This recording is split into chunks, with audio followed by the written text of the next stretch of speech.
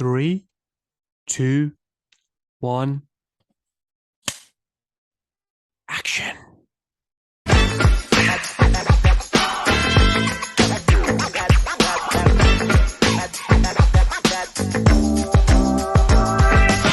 let me tell you something, brother. Hey Keith, how you doing, buddy? Good. How's everything going on your end? Wait, Cool. I couldn't hear you. Oh, sorry, I said, how's everything going on your end? Good. Is this a good enough shot? Yeah, we're okay. Good. How's Where- everything been, man? Oh, sorry. Where are you located? I'm actually I'm London based. I'm UK based, so I'm Have we met? I feel like I've met you. To be fair, I don't think so, Keith. I mean, obviously, I've seen a lot of you over projects that you've done and different documentaries and stuff. But I'm trying to think. Have we?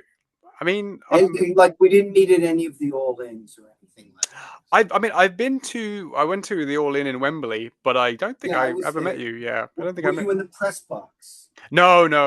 So I don't. Yeah, I wouldn't have seen you there. No. Okay. Yeah. Where one day, hopefully, we will meet there, Keith. Yes. But I'm trying to get to your level. How's everything? You said obviously you've been busy recently. I assume like another recent projects. Yeah, I am. I have a full-time job. I work for a crime show in the United States. Oh, of course. And I'm a producer for them, and I'm writing a book about busted open radio, which is only available as a podcast in the UK on satellite radio, and it's the #1 sports show on the network, and that's a pretty big deal because it's a well-known radio satellite. Yeah, no, that's amazing. I added to your long list of accolades, and I must say, Keith, I'll say one story though. Obviously, I'm sure you maybe get some sort of this kind of comment before because of your classic look. It reminds us of like 60s rock and roll or 70s rock and roll. Yes. I remember the first time I saw you on I can't remember what documentary it was, but I remember you popped up, and I was just when the names come up, like introducing who this is, and I was just waiting for it to be like, oh, okay, which musician is this, or who's this? And I was like, oh, it's a historian. But before I jump in there, sorry, Keith, let me just kind of shower you with praise for a moment and like read off your accolades because it's pretty impressive when I was really deep diving. So obviously, author, you mentioned there, producer as well. And if I list some of your books, most recently, this book is All Elite. You've documented the first 5 years of AEW. You did Bigger, Better, Badder, the WrestleMania 3 story. We had Follow the Buzzards, Pro Wrestling in the Age of COVID-19. And you also, of course, wrote for the WWE magazine or WWF magazine in the 80s. And in the 80s, 90s, and into the 2000s. Yeah, exactly. That was a 22-year run. Yes. and I did freelance for them afterwards. So yeah. It didn't end when my retainer was taken away from me. I never had a falling out. And you always had you've always had a bit of constant presence in like a lot of their documentaries and stuff as well, which yes, and I've been brought in for projects here and there. So I'm in the press box for WrestleMania and so forth. Yeah. So a lot of people, they leave WWE, and I notice there's a pattern where at least initially there's bitterness. And in my case, I wrote for their magazine, and I was on a retainer, and every year they would give me a raise. And after 22 years, I was thinking, like, someone's going to look at the books and say, why are we paying this guy so much? And inevitably that happened. And I wasn't mad. I mean, I said, I'm surprised it took so long. And they did promise to, throw some freelance work my way. And they continued to do so. But by that point, print was dying. And it wasn't dying simply because I wasn't writing for WWE's publications. I mean, even in like as late as like 2011, 2012, I think I got some WWE magazines. But I don't think it lasted too much longer after that, I don't believe. No, it didn't. I forget Brian Solomon, who wrote the book on Gorilla Monsoon and the original Sheik. He knows the specific day when it ended. He was full-time in the office there. Oh, okay. I think he was dismissed a short time before the everything ended, but Yeah. he witnessed the decline, and it really was the decline of print. What I do remember was around the time I lost my retainer, there was a new publisher who came in. And I guess the idea was they were trying to make the WWE magazines trendy. And so instead of lengthy articles, there were a lot of pictures and a lot of talk bubbles and a lot of, bullet point facts, Mm. like was popular in, say, the lad books, the magazines that were, selling at the time. But it didn't transfer over to the wrestling world. And I think that it was inevitable. Most magazines were going under. Yeah, it's rare. I mean, even the biggest of film publications you see now, they're like, so I think there's only a handful really that have holding on to print, but there's still a huge digital presence as well. So it's Yeah. certainly a dying breed. Yeah, interestingly, I write for Inside the Ropes Yes, magazine yes, yeah. in the UK, and there is a print edition, and I have seen that when I've been in the UK, I've seen it on newsstands, and Yeah. for a period, I would see it even on newsstands in bookstores in the United States. I know most people who I speak with tell me they get a subscription to it. They have it sent to their homes, because I don't really know if that's a habit anymore, where kids wander into the corner shop and look at the magazines. It's definitely less so. I mean, I used to be one of those kids that used to do that kind of stuff. So Me too. yeah, it's definitely less. Like I can't say like I mean, teach I as was doing it well. a few years before you. Yeah. Yeah, I teach as well, and I can't say I don't, to my knowledge, that hasn't translated to the kids of today. Yeah, and so you would know, because you're a witness. You don't see the kids coming into school with a magazine in their backpack or anything. No. Definitely, that's definitely, I think, long gone. Yeah. But yeah, I mean, like that was obviously. I mean, I didn't actually know the full extent of your run with WWE, but like that also kind of shows, like, you're incredible. Like how, I mean, it's like over 40 years of like immersing yourself in this world. So your Yeah. presence, the more people understand about your presence in a documentary like Hulk Hogan's, which is 40 plus however many years we were documenting there with Hulk, makes a whole lot of sense. And there was that picture of yourself and Hulk, I believe, and I think it was, I Yeah, don't know I if it was think that Madison was Square around. Garden. It was backstage in Madison Square Garden, and I'm guessing he had the belt, so I'm guessing that's around 84, maybe early 85. Yeah, because you 85 was when you started, right, for the WWE magazine. Is that correct? Yes, I started writing for them, but prior to that, I was writing about wrestling for other publications. And so I was backstage in Madison Square Garden. And I Okay. remember then I was offered to go on retainer for WWF's publications. And the first time Vince saw me backstage, he was a little spooked, because he knew me as an outsider who wrote about wrestling.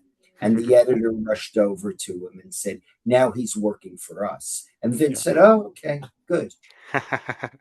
I love how things used to happen back then. Just one little decision. Yeah. And what was your memory? I'll start there, because like knowing that level, like that depth you had, and the experience you had, not only as a fan of wrestling, seeing the rise of Hulk, which I mean you kind of obviously discussed as well in the doc, but you had obviously the behind the scenes with Hulk. So I mean, is it fair to say maybe you got a glimpse into Terry as well, Terry Bollea, as well as look, okay, by the time I became acquainted with Hulk Hogan, he certainly was Hulk Hogan. I mean, I remember, like a lot of fans, they go through periods where, they backslide for a bit. I was a fan as a child, and then I'd say around college or so, I still followed, the major occurrences in pro wrestling, but I was not a week to week watcher. But I recall seeing Bob Backlund was going to wrestle as the WWF champion against Harley Race, who was the NWA champion in Madison Square Garden. And I was thinking, wow, this is a big thing, Maybe there'll be a title unification. I was a kid, and well, not a kid. I was in college, and I was already a professional writer by then. I was when I say professional writer, I was earning money writing. So I was in college, and instead of having to work, say, in a deli, I could write an article or two and make a couple, and I was living with my parents, but that was my job. I was able to earn a few dollars doing that. Some people were working at McDonald's. You were doing right, and I was So I consider myself, I've been a professional writer. I consider that from the time I received my first paycheck. So that would be 48 years that I've been doing that. And I remember going to Madison Square Garden and with a girlfriend and watching Hulk Hogan against Andre the it was Hulk Hogan and Andre the Giant were on the undercard. And Hulk was this when Hulk was still a heel? And, yes, he was a heel. Yeah. He was a heel. So I'm guessing this is probably around 1980. And I remember my girlfriend at the time was just so taken with, his look. At that point, he had a purple cape and he had the bronze skin and he had the blonde hair. And, she wasn't a fan, but she hadn't seen anybody who quite looked like that and presented like that. Yeah. So he was very much Hulk Hogan. And then he went over to he was in Rocky III, was another big deal. He was now there was very little crossover with pro wrestling and Hollywood. And if a wrestler appeared in a movie, it was usually a bit role, and it usually was just a big muscle guy they needed, or someone who looked like a tough guy, or a barroom bouncer. But it wasn't quite that prominent a role as Hulk Hogan played in Rocky III. And, then he was in the AWA in Minneapolis, and that's where he became a babyface, or as you would say in the UK, a blue eye. And so when I finally began having conversations with him, he was Hulk Hogan, but he also was, you could definitely get him in moments where he'd remember seeing you the week before, 3 weeks before, and he'd chat and he'd say, "How's New York?" Like, he remembered personal things about the people he came in contact with, because the people who were involved in WWE, it wasn't that vast then. It was just, a dozen or 24 people. So he seemed a little more grounded, even though he was in the wrestling world a celebrity and he was becoming a mainstream celebrity. I would say in the build-up to WrestleMania 1, Cyndi Lauper, who was the #1 pop star in the United States, at least, brought him to the Grammy Awards as her bodyguard, and he was in a sleeveless tuxedo. And then celebrities were starting to catch on. Vince's strategy was working. And in the flurry of all of that, that's when he became more removed from the average person, because he couldn't just walk around anymore. A, the way he looked, and B, he was recognizable to people outside of wrestling, people who weren't wrestling fans anymore. So he crossed over. That said, he was still an approachable guy. And even when he came back to WWE in the early 2000s, when he came back after WCW, if you'd see him in catering, he was still quite approachable. And if he had a few moments, he would, he would give you a conversation. Yeah. No, that's really interesting to hear as well from your perspective, because like having both sides of that, like did he always, I don't know, maybe it wasn't always like frequent conversations, but whenever you did, even if you were talking early 2000s and you had that chance to talk to him, was it like I had it was? A chance. Yeah. I wouldn't approach him if I saw he was busy. Yeah. But if we were in catering and we were sitting by the monitor watching the matches that were going on. And he was sitting near me. He might, make just a friendly comment. And sometimes I might ask about a recent tour that he'd gone on and what it was like performing in front of that crowd. So he was relaxed in that way. Yeah. No, I mean, and that's really like that's always nice. And to be fair, that's a consistent thing most people say when they have those kind of interactions and have that moment with him, that he seems very nice in those moments, which I mean, Yes, which says a I lot. mean, yeah, it does say a lot. It's interesting when I wrote Ric Flair's book, that came out in 2004.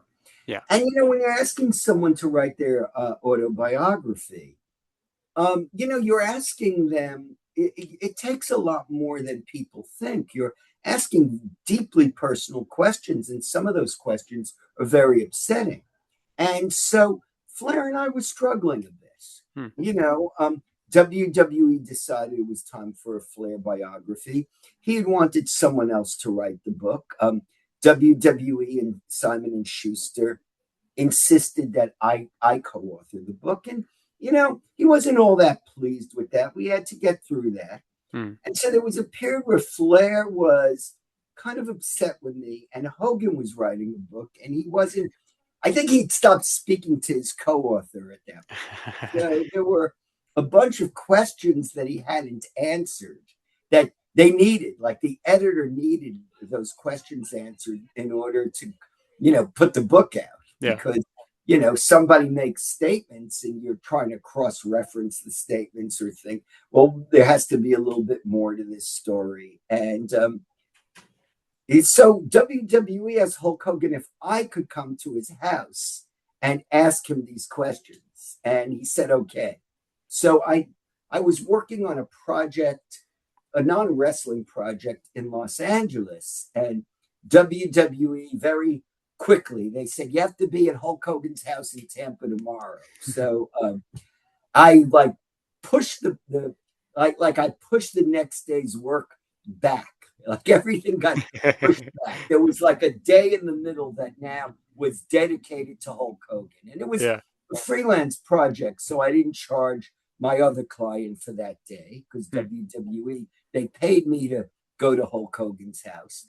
And I flew, I think, on an overnight to Tampa, and I was in Hulk Hogan's house, and he was very gracious when I was in his house. I mean, was he 100% truthful when I asked him certain questions? I don't think he was. I mean, he was Hulk Hogan, so he tended to tell tall tales, and you could never get him to slow down and go, you know what, brother? I made that up. Just he would say things like, if you would catch him, like I remember he told some story about a wrestler who ran through the crowd slashing people with a hockey stick. And I'm like, Terry, I don't think that happened. I mean, I've been doing this a while. I really think I would have heard that story. And he said, you know what? Let's just leave him out of my book. I don't want to dignify him by even using his name. So, but he was still very nice. And he had a chef who worked for him. And I said, I want to go back to the airport after this and fly back to LA. And he said, well, I have this chef who I'm paying, so at least have him make you a meal. It's going to be better than a meal you're going to get in the airport. So, I did appreciate how gracious he was. Yeah. No, that's really nice to hear. That's a great story as well. And one of the things that about his that you mentioned there about it became kind of synonymous with Hulk towards the end, especially in the last however many years of his life, was that kind of myth as elements of his interviews, the inconsistencies, and that was always a problem with the Hulk's interviews, whether it be in another person's documentary or his own. So I remember when this was coming out, I was excited because I was like, okay, maybe this can be that definitive story of Hulk, and I'm always interested and see what they bring. But there was always that element of how truthful is Hulk going to be? Well, and you don't know. I mean, I was in an A&E documentary that he was in. I don't know if it was a Rivals about Hulk versus Andre, or if it was about WrestleMania 1. Well, it may have been about Hulk and Andre. I don't remember which one. I've been in a bunch of those. Yeah. And, that's where he told that story that he's told before. I wrote a book about WrestleMania 3. And, it's a story where he didn't know who was going to win the match. Like they went out to the ring and Andre didn't tell him what the finish was.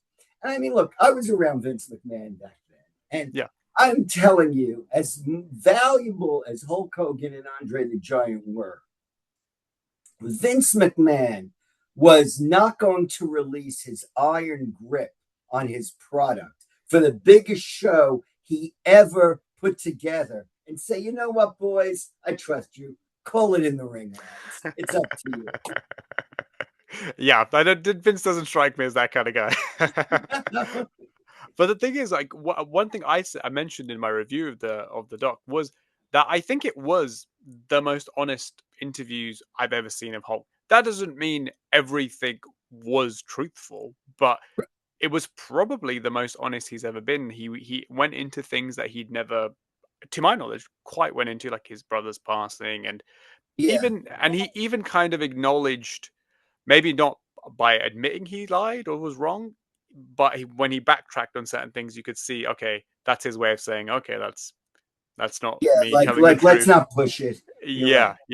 I mean, they interviewed him for 16 hours. That was a succession of interviews. So in that time, he was going to reveal certain things. Now, he had spoken to me years earlier about his brother's death. And in one of those candid, moments when I wasn't interviewing him. And, he did become, he wasn't bawling, but he did become emotional about that. And I think the very painful story he told in the documentary must have been true, or some variation of it. Like, I don't know if all the events he described happened that way, but I do think he had this guilt that had he kept his brother a little closer to him, he might not have made the reckless decisions he did and died when he died. Did everything transpire the way Hulk Hogan described it that night? Or Linda Hogan saying that, I was, there was a guy outside and he looked just like Hulk and I didn't know who he was. I have a feeling she might have met him. I'm sure she'd probably been in Hulk Hogan's parents' house and seen pictures of his brother. Like, it's not like his brother was a mystery. I do think emotionally, he did feel this guilt that if he had just done something, he could have prevented his brother from dying. And, everybody, look, my best friend from childhood was a substance abuser. And he I don't know if he OD'd. He died when he was alone. And his younger sister felt, well, if I had been there, maybe he wouldn't have done all those things that night, or I could have distracted him. I mean, it was inevitable that he was going to die when that's your lifestyle. And that humanizes Terry Bollea. That's where he's Terry Bollea. Yeah, and I think that's what I really appreciate. Like, I knew from what I know about certain things that he's lying about certain things, and it comes with the territory now, so I'm used to that. But you had that other elements of that honesty, and it was really, you could appreciate that as a fan. And I was like, if that's as much as we'll ever get, which I mean, it is as much as we'll ever get now, I can appreciate that. And there was one thing I got to your WrestleMania 3 book later, so I've been digging in, but thoroughly enjoying it, I must say. And there's a quote at the very beginning that you say, it's obviously in regard to the event, and you say, and the reverberations are still felt today in regards to WrestleMania 3. I felt the same way after finishing watching this documentary of Hulk Hogan. And the reverberation about Hulk Hogan, to be fair, but WrestleMania 3 also, but like the same applies to Hulk, right? Like, and the reverberations are still felt today. Like I watched it and I was like, oh, he chronicles so the evolution of wrestling is the kind of evolution within Hulk of modern wrestling. Yeah, for sure. Because if we say the evolution of wrestling, we're neglecting. Let's go to the UK. Big Daddy, Giant Haystacks, and Brian Maxine, and Jackie Mr. TV Paolo, all of those people, who we can't disregard the impact they have. You meet anyone who's my age, and I'm 67, and who from the UK, and they will have a memory, regardless of their social class or ethnic background. They will remember watching World of Sport with their grandmother, and that's in the UK. I came to learn, and that's in my book. Generally, most British homes had one television, and it was on around 4 p.m. in the afternoon. And if the fathers were at football or watching football in the pub, the kids and the women were home and they were watching whatever was on, and that was that was ITV, and that was World of Sport. So all of that, Jim Lundis, true, but like you said, modern wrestling for sure. Yeah, I think that. Yeah, I misspoke there. Yeah, we can't throw all of that away, of course, but modern wrestling, the wrestling we know, sure, it's two people. It's Vince McMahon and Hulk Hogan. Yes, there were parallel things going on. There was, Ted Turner and TBS and Ric Flair, and that also built what we have today. But Hulk Hogan and Vince McMahon built the wrestling that enables us, you and I, right now to be talking. And I truly feel without those two, it may not have ever become big enough that you'd be reaching out to me from the UK, and I'd be in a documentary on Netflix and we'd be discussing this. Yeah. No. Like the domino, I remember a couple of years ago, I wrote an article about Rocky III and as kind of the link and ties that had to WrestleMania 1.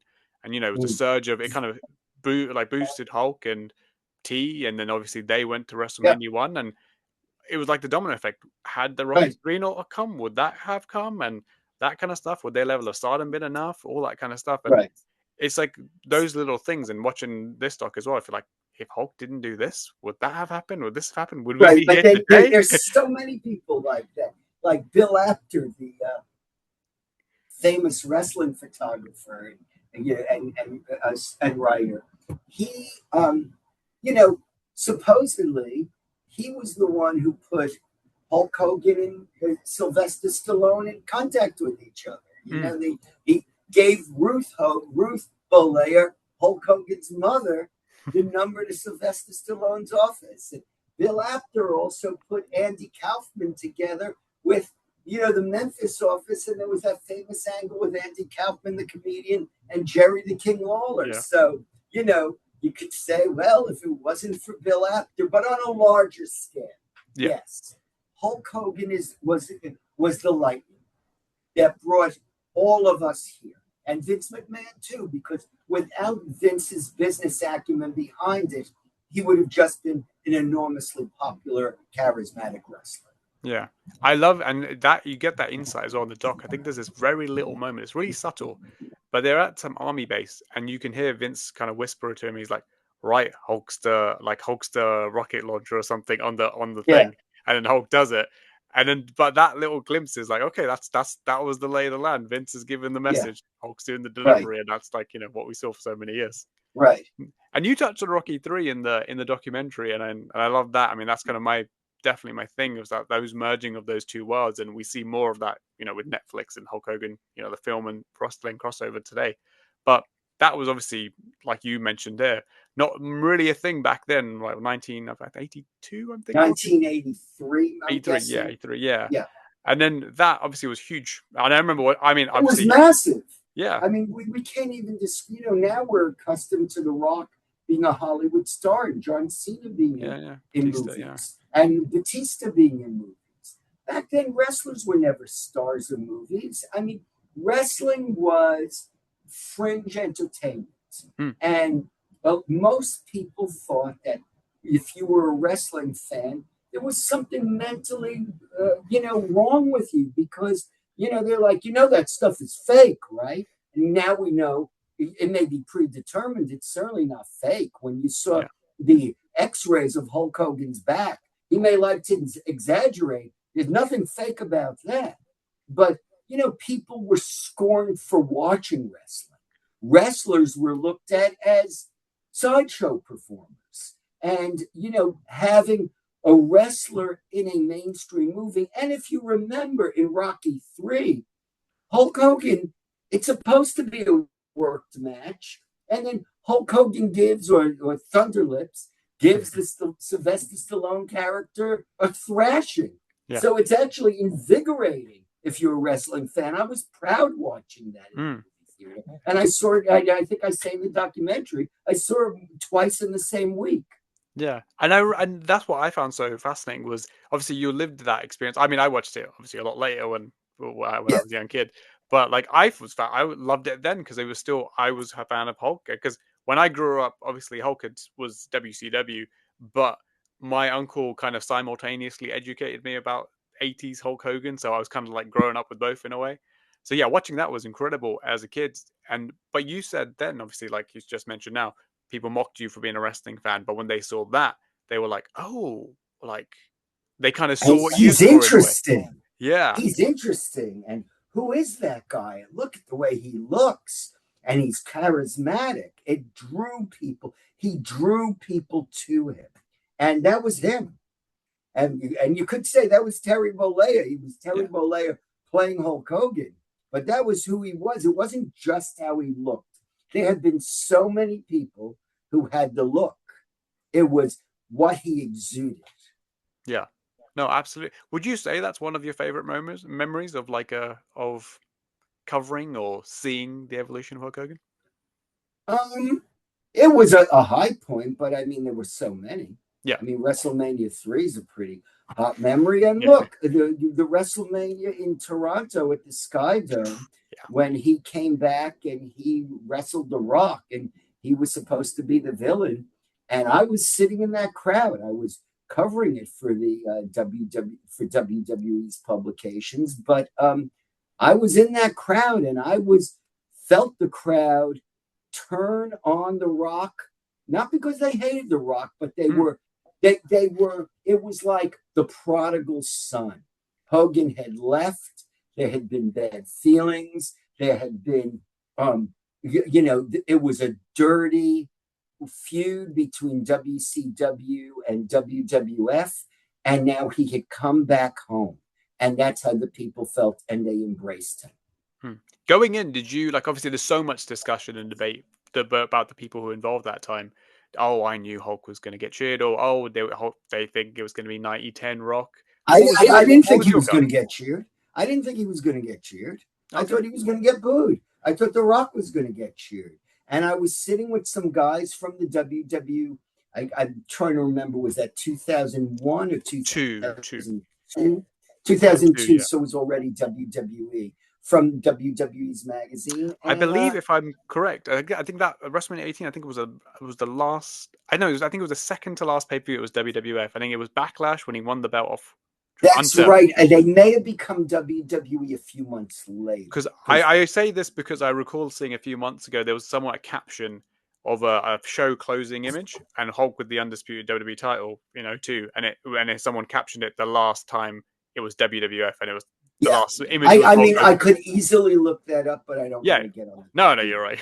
but like I get what you mean. But I would just give context. Like that is my personal favorite memory of Hulk, and I was 6 years old when that match occurred, and I, as a 6-year-old, technically growing up with The Rock, I was actually a Hulk fan, and that's how much he translate even still then to the younger kids.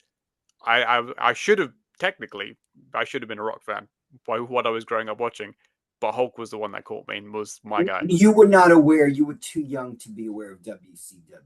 Yeah.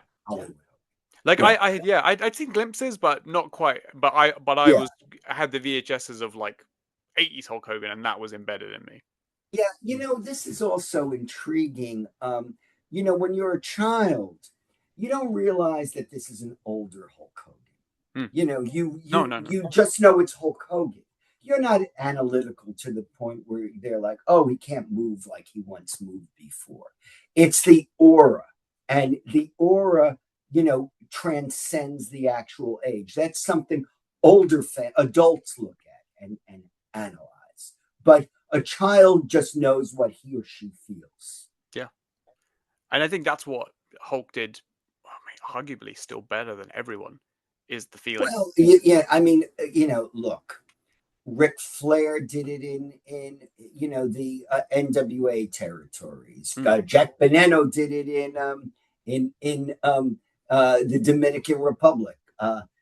You could say, I don't know, I wasn't around when Big Daddy would come out in Hanley or wherever the matches were taking place, but you could Giant Baba. If you've ever watched, Japan, video of Giant Baba in Japan or Tenaru, any of those guys, Oneida in those crazy death matches in Japan, there's a lot of wrestlers, Obafemi today or MJF. There's a lot of wrestlers who create a certain feeling inside you. That's the beauty of professional wrestling. 100%. Yeah, no, absolutely. And obviously the documentary, well, I remember talking to Rory Korf, who did the ESPN 30 for 30 on Ric Flair back in 2018 or 2017, I think it was. And I remember talking to him then, and he said, then there needs to be a definitive Hulk Hogan documentary. Like, that hasn't been done. There needs to be like that full chronicle of this man's story. Do you think that's accomplished with this one? Because there's been a lot of mixed reactions to this documentary. Well, there's mixed reactions because there are sections of his story that some feel are glossed over. And, his daughter said that some of, the drug issues already existed. And this is a problem when you're writing a narrative. And I know this from being a television producer. You still have a limited amount of time. And so sometimes you're introducing, it's like, okay, now we're going to talk about the drug issues. So we're going to introduce it this far along in the story, even though it had been going on previously. And I can understand his daughter's perspective. Like, this was going on then, and the marital problems were going on then. And everything kind of crashes down in the fourth episode. Yeah. So, but I don't know if you're really going to you're not going to do, a 20-hour Hulk Hogan documentary. So, I guess in certain ways this gets close. There's a lot of feelings about the racial comments he made. Many people feel that whole episode was glossed over, and people I know who are, Black, certainly, were heartbroken by the comments that he made and never fully took back. If someone feels that, someone grows up as a Hulkamaniac and they're an adult and they hear those comments and he doesn't deliver an apology that they find satisfactory, it's something that stays with them because, again, is it real? Yeah, the power of Hulkamania was real. You believed in this character and it stayed with you. And then you were disappointed and you didn't get a sincere apology. So, that could have been addressed more, but there's a lot of things that could always be addressed. And that's all you're going to get. The story about Hiro Matsuda, his trainer, breaking his leg in training, from all accounts I've heard, his leg wasn't broken. He wrenched his leg really hard and he was limping, but he didn't snap his leg. Eddie Graham, the promoter, was investing in this kid, and he had been recommended by Jack and Jerry Briscoe, who owned pieces of the Florida promotion and were extremely reliable hands in the ring and judges of talent. So I don't think he was crippled like it's implied. You're not going to get much of it. Hulk Hogan's the one telling the story. And Chris Jericho and I once had a talk on when I was on his podcast. He goes, look, if Hulk Hogan stopped lying, he'd lose his charm in a way. Part of his charm was the fact that he'd exaggerate. Yeah. No, and to be fair, Oh, I said in my review, I said I actually think it was great. I think it's very, very good. It's like you said, it's really hard to document all things. Sure, there's negatives to it. You can nitpick certain things, absolutely. But I think it does. I didn't go away thinking, "Wow, Terry Bollea is such a great guy." Like there definitely is well, elements you where knew he was a flawed guy. yeah, yeah, absolutely. There is, but what I thought it did, and what I think the best documentaries do is like they like lay out here's everything as much best as we can give it to you, Yes. and you kind of make your decision on what you think, what you feel on the subject and the man, and that's what I think they did.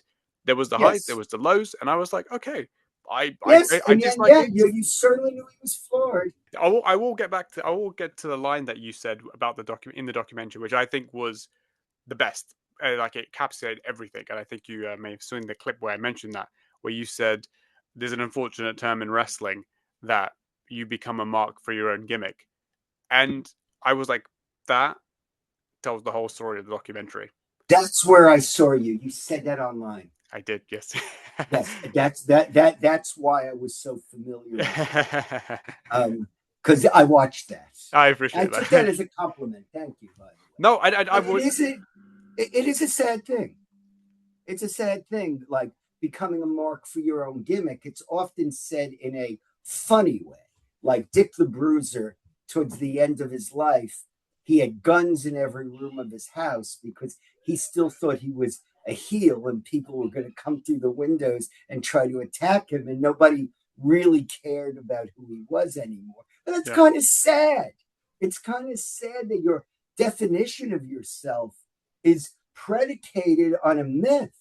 And you're so lost in that character, it's impacting your life, and you're not really able to move forward.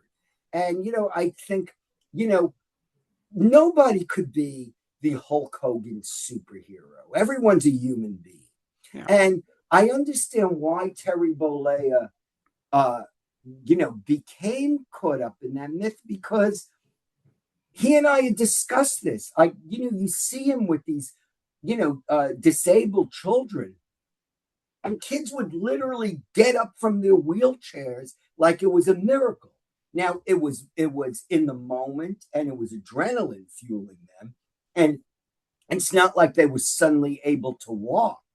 But when you're having that effect on people, you can't really think of yourself as a mortal after that.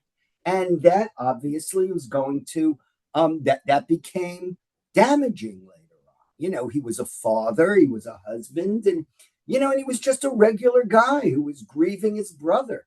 And he wasn't able to, like Jimmy Hart has a great line that Hulk Hogan's children had to share him with all the children of the world. Yeah. And that impacts your family.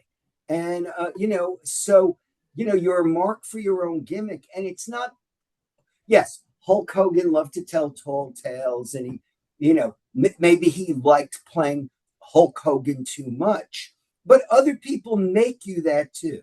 If you're a rock star or you're Hulk Hogan and you say dumb things and you're surrounded by people who say everything you do is okay, well, there's nobody to check you and say, hey, that sounded a little bit racist, man. Maybe you shouldn't be saying that. Because you know what? Everybody has to check their own racism. We all have it inside of us. And we need to, grow and say, boy, maybe this was the stuff I accepted when I was a kid, but this isn't cool. And this hurts people's feelings. And, it doesn't reflect well on me. And he wasn't able to do that. Yeah. No, absolutely. And like I said, that when you said it, and obviously it sets up the final episode, and then obviously they really dig into that. And I was like, wow, like that one line, it was just encapsulated. And obviously you had such a great presence in the documentary. And I'll just end with two more questions, Keith, if that's okay with you, buddy.